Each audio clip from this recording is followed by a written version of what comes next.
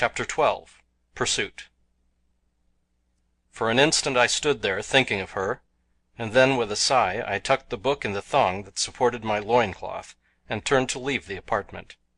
At the bottom of the corridor which leads aloft from the lower chambers I whistled in accordance with the prearranged signal which was to announce to Perry and Ghak that I had been successful. A moment later they stood beside me, and to my surprise I saw that Hooja the Sly One accompanied them. "He joined us," explained Perry, "and would not be denied. The fellow is a fox. He scents escape, and rather than be thwarted of our chance now, I told him that I would bring him to you and let you decide whether he might accompany us. I had no love for Hooja and no confidence in him. I was sure that if he thought it would profit him he would betray us, but I saw no way out of it now, and the fact that I had killed 4 Mahars instead of only the 3 I had expected to made it possible to include the fellow in our scheme of escape. "Very well," I said. "You may come with us, Hooja, but at the first intimation of treachery I shall run my sword through you. Do you understand?" He said that he did. Some time later we had removed the skins from the 4 Mahars and so succeeded in crawling inside of them ourselves that there seemed an excellent chance for us to pass unnoticed from Phutra. It was not an easy thing to fasten the hides together where we had split them along the belly to remove them from their carcasses, but by remaining out until the others had all been sewed in with my help, and then leaving an aperture in the breast of Perry's skin through which he could pass his hands to sew me up, we were enabled to accomplish our design to really much better purpose than I had hoped. We managed to keep the heads erect by passing our swords up through the necks, and by the same means were enabled to move them about in a lifelike manner. We had our greatest difficulty with the webbed feet, but even that problem was finally solved, so that when we moved about we did so quite naturally. Tiny holes punctured in the baggy throats into which our heads were thrust permitted us to see well enough to guide our progress. Thus we started up toward the main floor of the building. Ghak headed the strange procession, then came Perry, followed by Hooja, while I brought up the rear, after admonishing Hooja that I had so arranged my sword that I could thrust it through the head of my disguise into his vitals were he to show any indication of faltering. As the noise of hurrying feet warned me that we were entering the busy corridors of the main level, my heart came up into my mouth. It is with no sense of shame that I admit that I was frightened. Never before in my life, nor since, did I experience any such agony of soul-searing fear and suspense as enveloped me. If it be possible to sweat blood, I sweat it then. Slowly, after the manner of locomotion habitual to the Mahars when they are not using their wings, we crept through the throngs of busy slaves, Sagoths, and Mahars. After what seemed like an eternity, we reached the outer door which leads into the main avenue of Phutra. Many Sagoths loitered near the opening. They glanced at Ghak as he padded between them, then Perry passed, and then Hooja.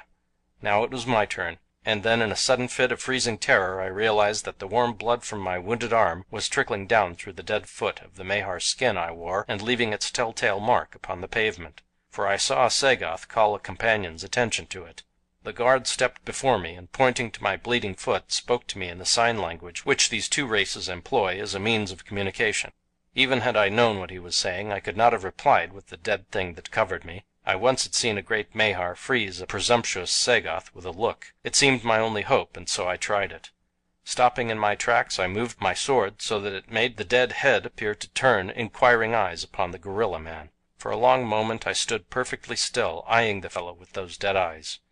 Then I lowered the head and started slowly on. For a moment all hung in the balance, but before I touched him the guard stepped to one side, and I passed on out into the avenue. On we went up the broad street, but now we were safe for the very numbers of our enemies that surrounded us on all sides. Fortunately there was a great concourse of Mahars repairing to the shallow lake which lies a mile or more from the city. They go there to indulge their amphibian proclivities in diving for small fish and enjoying the cool depths of the water. It is a freshwater lake, shallow and free from the larger reptiles which make the use of the great seas of Pellucidar impossible for any but their own kind. In the thick of the crowd we passed up the steps and out onto the plain. For some distance Ghak remained with the stream that was traveling toward the lake, but finally at the bottom of a little gully he halted, and there we remained until all had passed and we were alone. Then, still in our disguises, we set off directly away from Phutra. The heat of the vertical rays of the sun was fast making our horrible prisons unbearable, so that after passing a low divide and entering a sheltering forest we finally discarded the Mahar skins that had brought us thus far in safety. I shall not weary you with the details of that bitter and galling flight. How we traveled at a dogged run until we dropped in our tracks. How we were beset by strange and terrible beasts.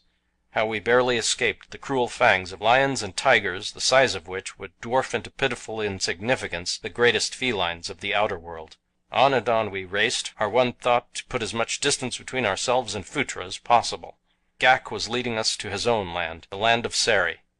No sign of pursuit had developed, and yet we were sure that somewhere behind us relentless Sagoths were dogging our tracks. Ghak said they never failed to hunt down their quarry until they had captured it or themselves been turned back by a superior force. Our only hope, he said, lay in reaching his tribe, which was quite strong enough in their mountain fastness to beat off any number of Sagoths. At last, after what seemed months, and may, I now realize, have been years, we came in sight of the dun escarpment which buttressed the foothills of Sari. At almost the same instant, Hooja, who looked ever quite as much behind as before, announced that he could see a body of men far behind us topping a low ridge in our wake. It was the long expected pursuit. I asked Ghak if we could make Sari in time to escape them. "We may," he replied, "but you will find that the Sagoths can move with incredible swiftness, and as they are almost tireless, they are doubtless much fresher than we. Then—" He paused, glancing at Perry.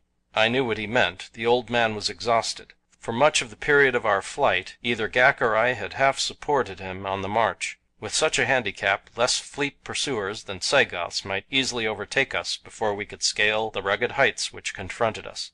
"You and Hooja go on ahead," I said. "Perry and I will make it if we are able. We cannot travel as rapidly as you two, and there is no reason why all should be lost because of that. It can't be helped. We have simply to face it." "I will not desert a companion," was Ghak's simple reply. I hadn't known that this great hairy primeval man had any such nobility of character stowed away inside him.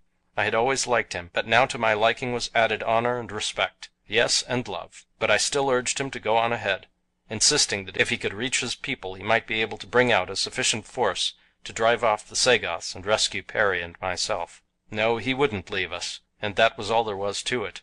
But he suggested that Hooja might hurry on and warn the Sarians of the king's danger. It didn't require much urging to start Hooja. The naked idea was enough to send him leaping on ahead of us into the foothills which we now had reached. Perry realized that he was jeopardizing Ghak's life and mine, and the old fellow fairly begged us to go on without him, although I knew that he was suffering a perfect anguish of terror at the thought of falling into the hands of the Sagoths. Ghak finally solved the problem in part by lifting Perry in his powerful arms and carrying him. While the act cut down Ghak's speed, he still could travel faster thus than when half supporting the stumbling old man. End of chapter 12.